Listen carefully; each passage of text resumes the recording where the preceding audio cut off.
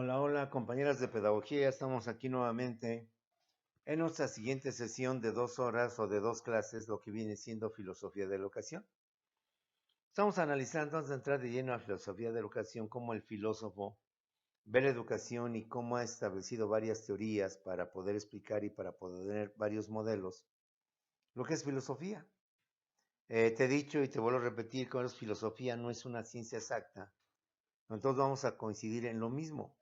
Eso es lo bonito de la filosofía, que jamás van a coincidir los filósofos en sus puntos de vista, en su forma de ver las cosas. Y lo interesante de la filosofía, además de esto, es que nos permite profundizar en cosas que usted y yo nunca vamos a imaginar o a pensar. Vemos las cosas o los fenómenos de una manera muy simple, muy sencillo, pero el filósofo va a decir que se extralimita, profundiza, es radical, se va al extremo y ve cosas más profundas, más amplias que nosotros pues jamás nos daríamos a pensar, a creer en esa situación. Y de todo que escuchamos a unos de ellos, les damos el crédito, pero escuchamos a su contraparte y como que ya no tan fácilmente le damos el crédito. Ahí como que de repente, caray, pues creo que estaban equivocados los otros. Creo que estos son los buenos, estos son los que tienen la razón y otros no tienen la razón. En fin, filosofía, por tanto, es una ciencia que amplía nuestro criterio, que nos permite profundizar, que nos permite ser más analíticos, más profundos, más radicales en su forma de ver las cosas. Ya vimos como dos corrientes en apariencia tienen mucha razón. Lo que es el empirismo lo escuchamos, lo vimos al principio y dijimos, no, pues sí, tiene mucha razón. Después vimos al racionalismo, su contraparte, y dijimos, creo que estos son los que tienen la razón. Entonces, esto es lo bonito, porque recuerda que tú y yo estamos en el área de ciencias sociales y de ciencias humanísticas, que al no ser una ciencia exacta como las matemáticas, es obvio que no tenemos que coincidir, es obvio que no nos podemos poner de acuerdo. Por eso hay dos reglas de oro, dos reglas universales para este tipo de situaciones. Uno, los argumentos. ¿Cuáles son tus argumentos, tus fundamentos para convencerme? Ante un argumento lógico, congruente, difícil de contradecir, pues no queda entonces más que o aceptas o de plano es un dogmático, una persona cerrada que no aceptas nada de nada o un escéptico. Pero gente que se supone tenemos mentalidad abierta, dispuestos a corregir, a enmendar, a reconocer que estábamos mal, o que andábamos en otro sentido, pues se supone que esto nos enriquece, nos alienta, nos ayuda a entender, ¿sí? A comprender. Entonces, una de esas cosas es fundamentar, dar argumentos lógicos congruentes para que nuestra contraparte pues se quede de a 6 y no pueda contraargumentar, se me permite la palabra contraargumentar, contradecirlos.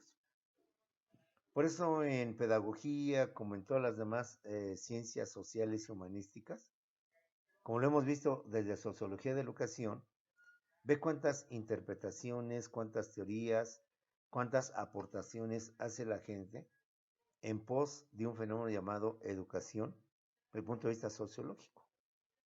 Vamos a entrar a los temas propios de filosofía de la educación y cómo en pos o en pro de la educación tampoco se dan acuerdos claros y concretos sobre los modelos. De hecho, te lo he comentado, a mí me ha tocado vivir la escuela tradicional, la escuela nueva, me ha tocado vivir el constructivismo, las competencias, las habilidades socioemocionales y lo que aún me queda por ver. Y tú que apenas inicias, imagínate lo que aún estás por ver. Y cuando entras a los temas de política educativa y otro tipo de temas parecidos, te vas a dar cuenta cómo cambian la educación, cómo se modifica la educación a través de los tiempos. Hoy vamos a ver con dos nuevas corrientes filosóficas para ampliar un poquito más nuestro entendimiento, nuestro criterio, para profundizar más en los temas y por tanto entender mucho mejor todo esto. Si bien ya hablamos en clases anteriores de lo que es el empirismo en contra de lo que es el racionalismo, vamos a ver otras dos corrientes filosóficas que son el idealismo en contra de lo que viene siendo el materialismo. Igual como dos corrientes completamente opuestas, contradictorias, si tú quieres, inclusive enemigas, por sus postulados. De aquí lo importante, vuelvo a repetir, son tus argumentos. No tanto los que te voy yo a mencionar, sino los que tú en un entretenido puedas crear, puedas complementar con otro tipo de argumentos, que insisto, pues lo importante es eso, que al dejar a tu contraparte sin argumentos, sin forma de contradecirte, sin forma de contrariarte, sin manera de hacerte ver que estás mal, al contrario, le cierras tanto el círculo que difícilmente la persona te puede contraargumentar, que difícilmente te puede en un momento determinado decir que andamos mal. Y esto es justamente, insisto, lo bonito de las ciencias sociales, ciencias humanísticas, que somos tan diversos en el pensar, en el analizar, en el ver de las cosas, que al final quien va a ganar entre tanta diversidad de opiniones y comentarios es quien sepa argumentar, quien sepa dar los mejores argumentos convincentes, que no dejemos ninguna puerta abierta para que por ella nuestros retractores puedan en consecuencia darnos vuelta, como se dice coloquialmente, en cuanto a los argumentos. Empecemos pues con esas dos nuevas corrientes que son el idealismo en contra del materialismo. Son dos corrientes filosóficas completamente opuestas que tratan de explicar la fuente o el origen de las cosas, de la existencia misma, atendiendo a la pregunta, ¿qué es primero o qué fue primero, la materia o el espíritu? Estas dos corrientes filosóficas se enfrascan en esa gran pregunta, ¿qué es primero? ¿Primero fue la materia y luego fue el espíritu o al revés? Primero fue el espíritu y mucho tiempo después fue por tanto la materia. Aparentemente un tema sencillo o un tema, como dice, un poquito medio soso, pero no, tiene graves implicaciones. Realmente, ¿qué fue lo primero que se creó? O dicho de otra manera, ¿la materia fue la que creó el espíritu o el espíritu fue el que creó a la materia? Esta discusión entre idealismo y materialismo, mucha gente lo compara con el acertijo entre ¿qué fue primero? ¿La gallina o el huevo? ¿Qué fue primero, si la gallina o el huevo? Y a la fecha, salvo que usted al rato en clase nos ilustre, nos ilumine a todos, alguna de ustedes, pues no ha tenido respuesta. Porque es una especie de círculo vicioso, una especie de círculo donde no salimos. Yo digo que la gallina, porque para que haya huevo se necesita que haya una gallina, bueno, pues supone que la gallina nació de un huevo. Entonces, para que haya gallina, tuvo que haber sido primero el huevo. Y tú dices, no, primero fue el huevo, porque justamente para que la gallina pueda haber nacido, necesita forzosamente lo que viene siendo un huevo. Sí, pero el huevo no se puso solo. Para que el huevo exista es porque una gallina lo puso. Entonces, si no había gallinas, ¿de dónde carajo salió el huevo para que haya nacido la gallina? Y es un círculo donde nos enfrascamos, salvo que usted por ahí, en internet o en algún otro lugar, haya encontrado la respuesta, pero yo desde que era niño, y eso hace muchísimos ayeres, muchísimos años, siempre escuchaba esta especie de acertijo de galimatías, que pues no hay ningún ha sido tan convincente para decir, no, pues en efecto es la gallina, no, en efecto es el huevo. Entonces, este tipo de ejemplo o de problema de la gallina y el huevo, mucha gente lo hace equiparable al del materialismo y el idealismo. ¿Qué fue primero? ¿Fue primero la materia o primero el espíritu? Entonces pasemos pues a entender estas matemáticas. Y empecemos por el famoso idealismo. El idealismo sostiene que el espíritu es primero y que la materia es producto del espíritu. Ahorita tómalo así, ya te desglosaré qué entendemos por espíritu o qué se entiende por espíritu dentro del idealismo. En términos muy generales, muy universales, y atendiendo a la pregunta ¿qué es primero, si la materia o el espíritu? El idealismo ni tardo ni perezoso contesta inmediatamente y nos dice que el espíritu es primero y que la materia es un producto, es un derivado de lo que viene siendo el espíritu. Entonces, como puedes ver, el espíritu depende pues de la materia. No, el espíritu, perdón, el espíritu da origen, es primero, y la materia, por tanto, es un producto del espíritu. Al revés, el materialismo. El materialismo nos dice completamente lo opuesto, completamente lo contrario. El materialismo afirma que la materia es lo primero y que el espíritu es un producto refinado de la materia. Entonces, como puedes ver, son dos corrientes completamente opuestas. Para uno, lo primero es espíritu y después la materia. Para la otra, no. Lo primero es la materia y después viene siendo el espíritu. Porque si no hay materia, no hay espíritu. ¿Sí? Y los otros sostienen, y si no hay espíritu, por tanto tampoco hay materia. Entonces vuelvo a lo mismo, caemos al famoso juego o al acertijo de quién fue primero, si la gallina o el huevo. Y quizás ahorita ampliando un poquito, por ahí alguien me decía, pues el gallo, bueno, pues sale igual o sale peor. Porque si bien es cierto que se necesita del gallo para que la gallina pueda tener un huevo y por tanto pueda nacer de ahí un polluelo, pues hasta ahorita no he encontrado que algún filósofo bajo este argumento, obviamente de forma más técnica, no lo pueda aclarar o no lo pueda precisar. El materialismo afirma que la materia es lo primero y que el espíritu es un producto refinado de la materia. Empecemos, por tanto, por el idealismo.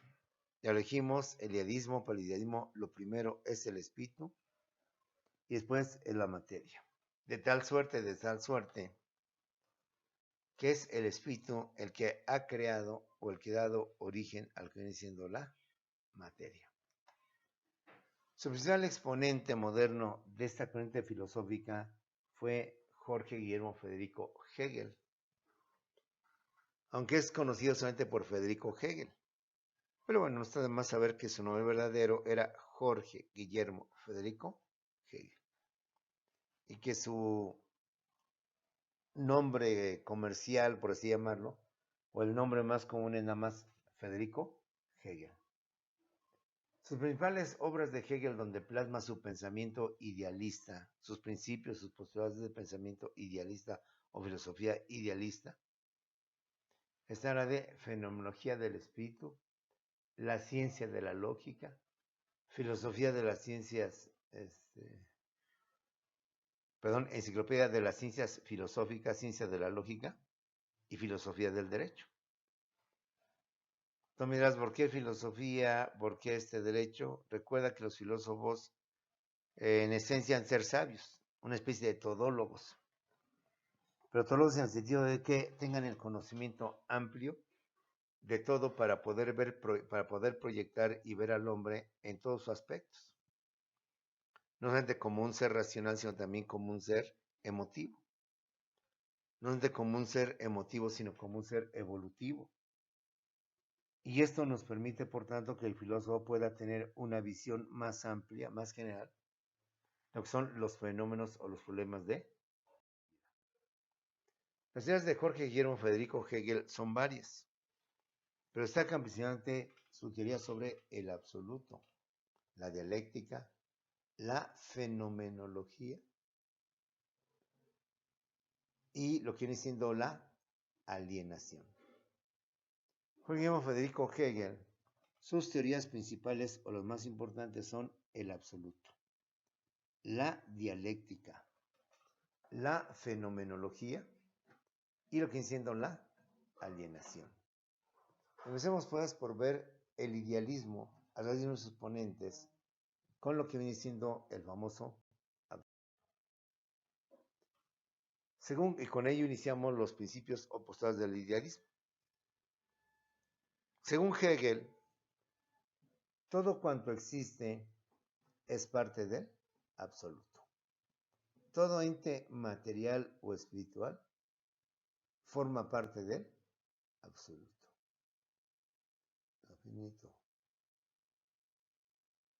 Lo finito, que es la materia, o que viene siendo lo limitado, forma parte de lo infinito, es decir, del espíritu, de lo universal, de lo ilimitado.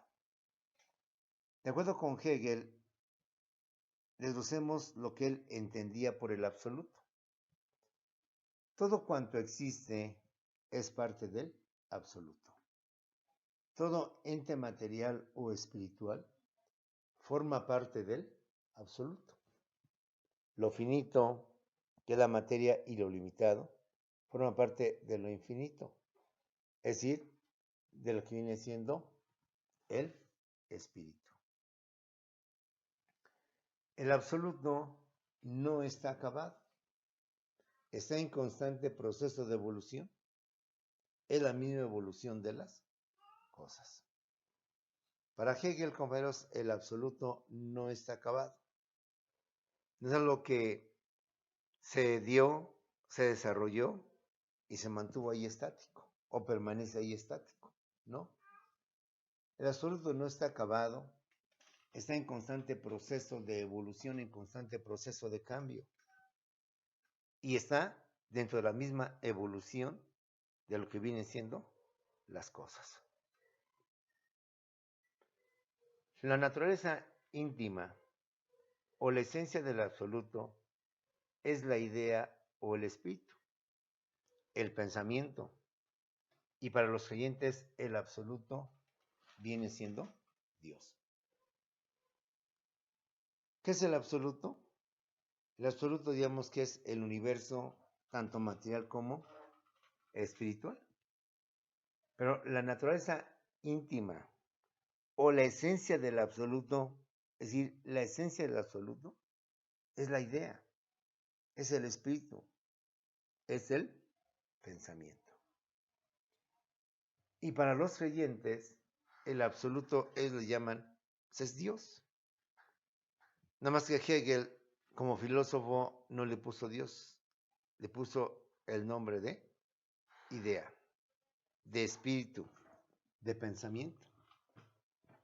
Y esa idea, ese espíritu, ese pensamiento, es lo que constituye el absoluto para Hegel. La idea, el pensamiento o el espíritu, o Dios, son los creadores de la materia. De aquí viene la esencia de la tesis de Hegel. El espíritu, como decía Hegel, que no son sino más que las ideas, el pensamiento del hombre y para algunos Dios, son los creadores de la materia, compañeros. ¿Por qué? Porque según el idealismo, como lo vimos hace rato, primero es el espíritu, y por espíritu ahora entendemos que son las ideas, es el pensamiento, y pues para algunos, inclusive los siguientes, es el mismísimo Dios. ¿Por qué decimos que las ideas o el espíritu crea la materia? No en el sentido, compañeras, de abracadabra, quiero $1,000,000 y aparece $1,000,000. No, en ese sentido no. No en el sentido, vamos a decir, un poco abrupto, de que por arte y magia del idealismo de quien seas, digo que aparece un coche y aparece el coche. No. No es el sentido que los idealistas dan a que ese espíritu, el que crea la materia, son las ideas las que generan la materia, sino en el siguiente sentido. Un arquitecto, compañeros, antes de construir un edificio, una casa, lo piensa, lo imagina, sus ideas están trabajando. Sus ideas están imaginando una casa, con una puerta, un zaguán, un garage, con un jardín, sin jardín, en 2 pisos, en 5 pisos, con escaleras, con pasillos, con elevadores, etc. Como puedes ver, un arquitecto, antes de construir la casa, la piensa, la imagina. Y cuando el arquitecto piensa la casa y la imagina, necesito madera, necesitamos hacer ventanas de madera, necesitamos por tanto hacer paredes fuertes, etc. Es ahí cuando el espíritu va a crear a la materia. Porque un arquitecto, antes de hacer el edificio o la casa, va a hacer un plano. Y para hacer el plano, lo imagina, lo piensa cómo hacer el plano cuando ya lo construye. Y entonces en el plano va a reflejar dónde van a estar las ventanas, qué tipo de ventanas, de cuántos pisos va a ser, con terrazas o sin terrazas, qué tipo de protecciones, qué tipo de puerta o de portón va a llevar y un sinfín de cosas. Ve cómo entonces las ideas están creando a la materia. Ve entonces pues cómo el espíritu, las ideas, el pensamiento es el que crea a la materia. Ahorita no existen los coches 2050 ni los coches 2040. Ahorita, compañeros, sabemos que las modas o la música que habrá de escucharse para la década de los 2040, 2050, es obvio que no va a ser la música de ahorita. Ya la música de ahorita, el hip hop, el reggaetón van a pasar ya a ser música vieja, música caduca, música antigua. Y los que son jóvenes, pues al rato van a tachar de viejitos, de nostálgicos, de que añoran pues su vida de jóvenes. El diseñador de modas está pensando en su mente, con sus ideas, con su pensamiento, cómo van a ser el blazer, la camisa, la playera que habrán de utilizar las personas. Es obvio que una camisa, que una casa no nace de la nada. Vuelvo a lo mismo. Abracadabra que aparezca una casa con todas las comodidades. Pues no, no es posible. Sino en el sentido de que un diseñador de modas ahorita está pensando, imaginando, ideando cómo hacer la moda del año 2000. Es más, ¿para qué nos vamos tan lejos? La moda, ¿qué? Otoño, primavera, verano del 2022. ¿Mm? Entonces el arquitecto piensa, reflexiona, 1 piso, 2 pisos, 3 pisos, elevador, no, sin elevador, escaleras, sí, con escaleras, ¿cuántas entradas? Una, la principal del frente y la otra por la parte de atrás, y vamos a ponerle sin ventanas en el primer planta, primer piso, ventanas hasta el segundo piso, ¿no? Mejor si ponemos ventanas en el primer piso. Ve cómo está pensando. Lo mismo los ingenieros automotrices. Ahorita no existe el coche 2026, 2027, 2028. Yo creo que hasta ni los fabricantes todavía han pensado en el coche del año 2030, 2040. Pero un ingeniero en mecánico, un ingeniero dedicado a esto, ya ahorita está pensando si le pone faro, si no le pone faro, si le pone retrovisor, qué tipo de retrovisor, si cambia esto, cambia aquello. Ve entonces cómo son las ideas las que crean a la materia. Si el hombre no pensara, si el hombre no tuviera ideas, igual como los animalitos, ¿cuándo has visto que no sé, un toro, un caballo, una lagartija, un pájaro, tenga celulares, tenga hospitales, tenga todo lo que el hombre ha creado a través de los siglos? Y si el hombre ha transformado a la naturaleza y la ha convertido en una ciudad de concreto, es porque desde hace mucho tiempo urbanistas, ingenieros, arquitectos fueron ideando cómo iban a ser las calles, las avenidas, etcétera, etcétera.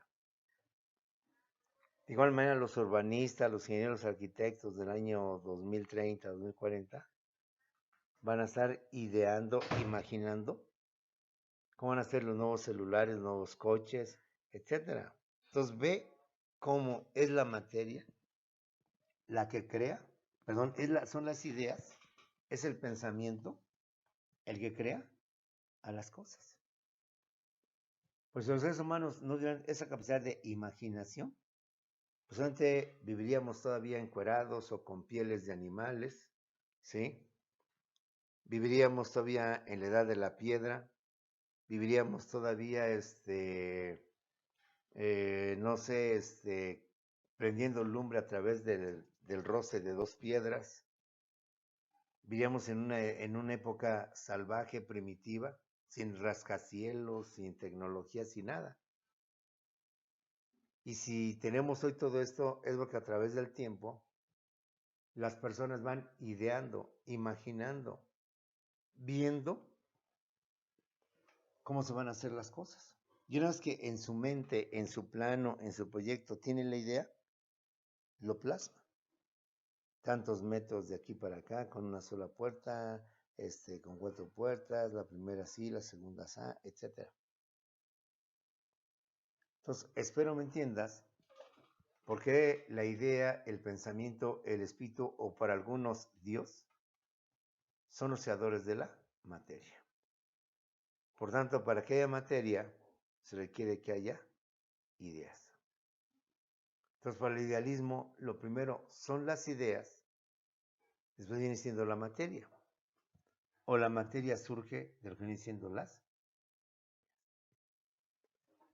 Todo comienza, nos decía Hegel, con el desarrollo o evolución de la idea, produciéndose en consecuencia el mundo material. Hoy las ciudades tienen una forma de ser, con sus rascacielos, edificios, etcétera, etcétera. Pero es obvio que estas ciudades, como hoy las conocemos, para el año 2070, 2080, ni idea de cómo van a ser las nuevas ciudades. Pero ya fíjate cómo muchas personas, por hobby, por diversión, lo que tú quieras, ya se han imaginado las ciudades futuristas, como la que tenemos ahí en la pantalla.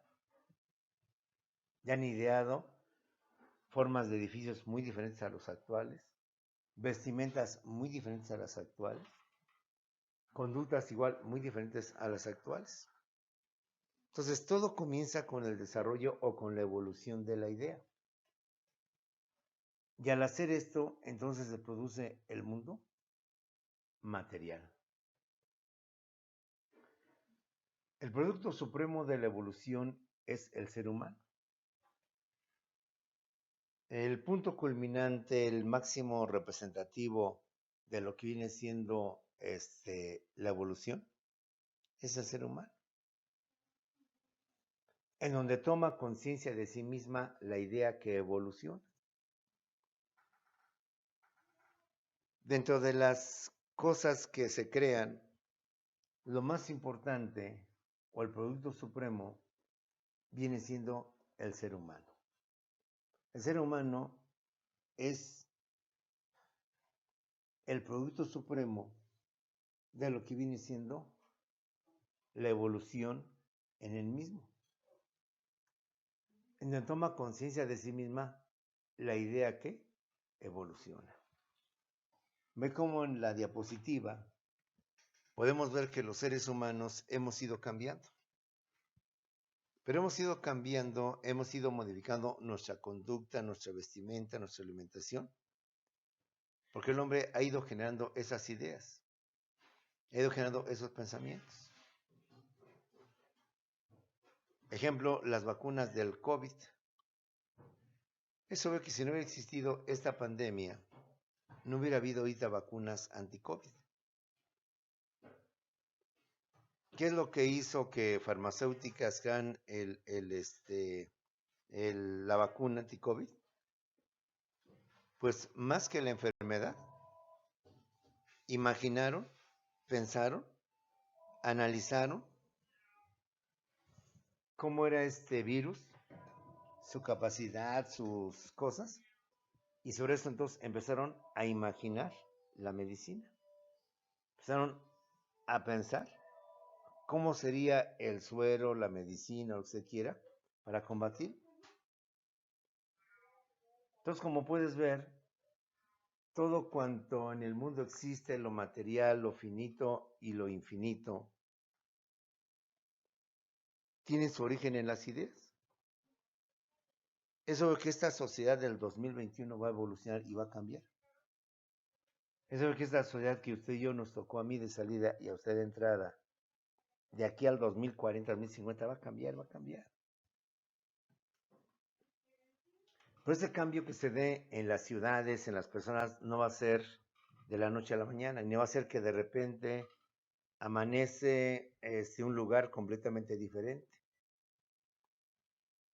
sino que el hombre desde ahorita, el urbanista, el diseñador y no sé cuántas gentes más, están visualizando cómo serán la ropa, cómo serán los coches, cómo serán los edificios del año 2000, ¿para qué nos vamos tan lejos? Del 2022. Eso que ahorita los diseñadores mecánicos están pensando en el carro del 2020, con faros, sin faros, con luces, sin luces, con de qué color, etcétera. Entonces, el producto supremo de esa evolución es el ser humano, en donde toma conciencia de sí misma la idea que evolución.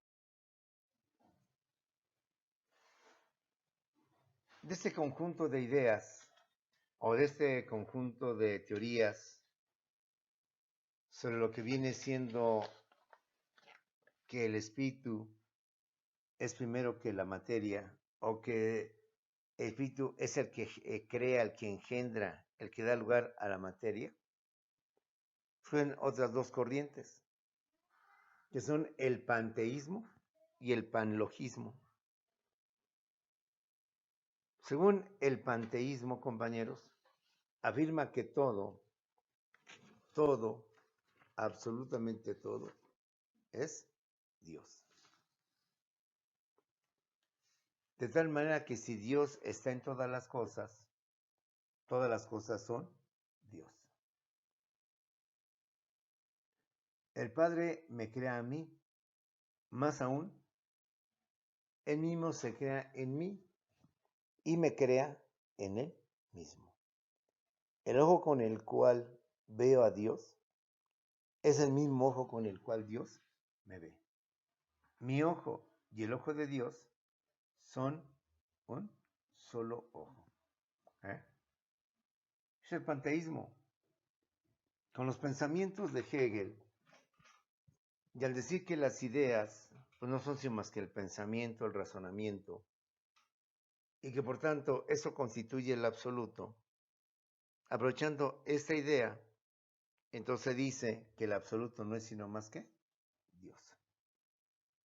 De tal manera que todo cuanto existe en este mundo o en este universo, no digamos mundo, en este universo, es Dios. Todo cuanto existe cuando se da, viene siendo Dios. Dios es todas las cosas son Dios. El Padre me crea en mí, más aún el mismo se crea en mí y me crea en él mismo. El ojo con el cual veo a Dios es el mismo ojo con el cual Dios me ve a mí. Ahí está lo que es el famoso panteísmo, quien afirma que todo es Dios.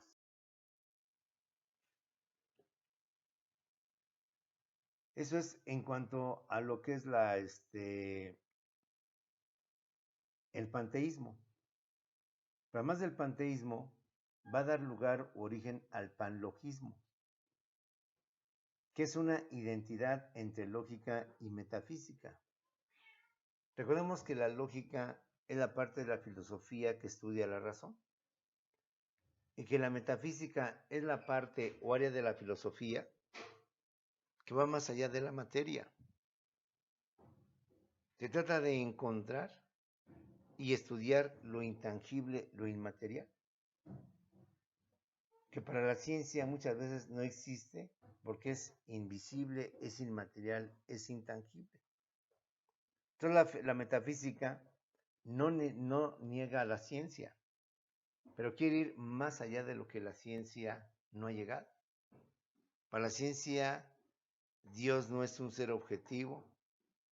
Para la ciencia, todo consistió en la antigüedad, o todo lo que estaba en la antigüedad, se basaba pues en lo que se podía percibir, en lo que se podía tocar. Pero el metafísico o el filósofo van más allá de esa realidad. Dices que no existe Dios, no existen las brujas, no existen los duendes, porque nunca los hemos visto, los hemos tocado, los hemos percibido a través de los sentidos, porque no son tangibles, no son tocables, no son materiales. Entonces, por tanto, pues no existen. Toda metafísica dice, pues si por algo lo comenta el ser humano y hay testimonios, que sean pocos, de que alguien sí fue testigo, los vio, entonces quiero ir más allá. Perdóname, ciencia, pero quiero ir más allá de las cosas y entender mejor las cosas. De esa manera, la lógica que estudia la razón y la metafísica que estudia lo intangible, lo inmaterial,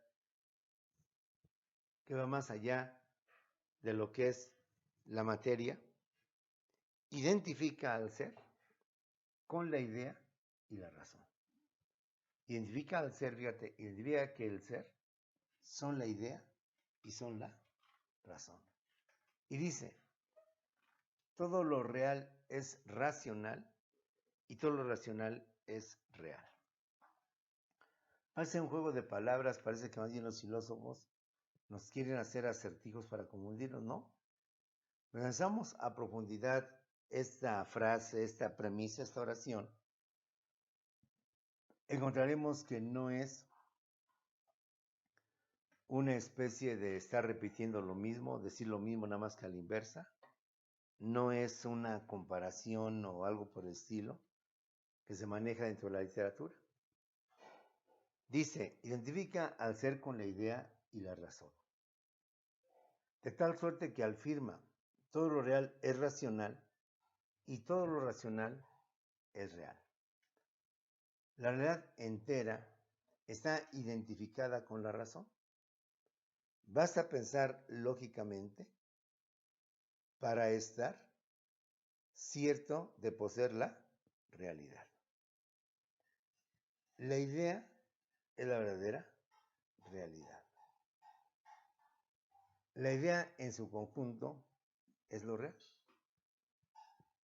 Entonces, ve cómo el idealismo le da supremacía, le da prioridad, le da, dirían los jóvenes de ahora, mega importancia a lo que son las ideas.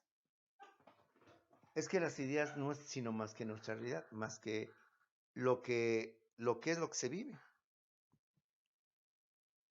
Porque nuestras ideas no han sido capaces de crear un platillo volador, un ovni. ¿Mm? El día que el hombre pueda crear un ovni, en consecuencia, esas ideas ahora se hicieron realidad. Por tanto, las ideas son la mismísima realidad. Hasta ahorita no hay una cura contra el cáncer, ni contra el papiloma humano, son enfermedades mortales. Quien las padece, pues a través de quimioterapias y cosas por el estilo, se podrán más o menos ayudar. Ahora, ¿por qué no hay vacuna contra el SIDA, contra el papiloma humano? Porque el hombre aún no la ha generado, porque el hombre, por más que le piensa, no ha encontrado el antibiótico apropiado para acabar con este tipo de enfermedades, el papiloma humano y el SIDA. Entonces, como puedes ver, la curación del SIDA es irreal, No existe, no hay cura para hacerlo. Pero el día que las ideas, algún doctor, algún científico diga, si mezclo esto con aquello y con esto, si lo junto, lo caliento, lo hago eso, lo hago aquello, saco porcentaje, saco lo que usted quiera, y entonces genero la vacuna anticida. Entonces, ¿quién creó la vacuna anticida? Las ideas. De un científico que de repente le vino a la mente o con sus estudios, es que no tengo que quitar este químico, voy a poner este otro químico, tengo que agregar ese otro químico, o tengo que agregar X sustancias, y yo tengo esta vacuna. Por eso la idea en su conjunto es lo real. La idea es la verdadera realidad. Ve cómo piensa el filósofo, ve cómo analiza las cosas. Y con esto, pues terminamos nuestra primera clase, compañeras, perdón, son compañeras de pedagogía, de filosofía. Vamos a continuar con esta forma de pensar, de razonar, de analizar, de ver las cosas de otra manera, de otra forma, pero como lo estás viendo, espero que así lo captes con un gran sentido real, verdadero, con argumentos sólidos y argumentos convincentes. Las dejo, las veo en unos cuantos segundos en nuestra siguiente clase de Zoom.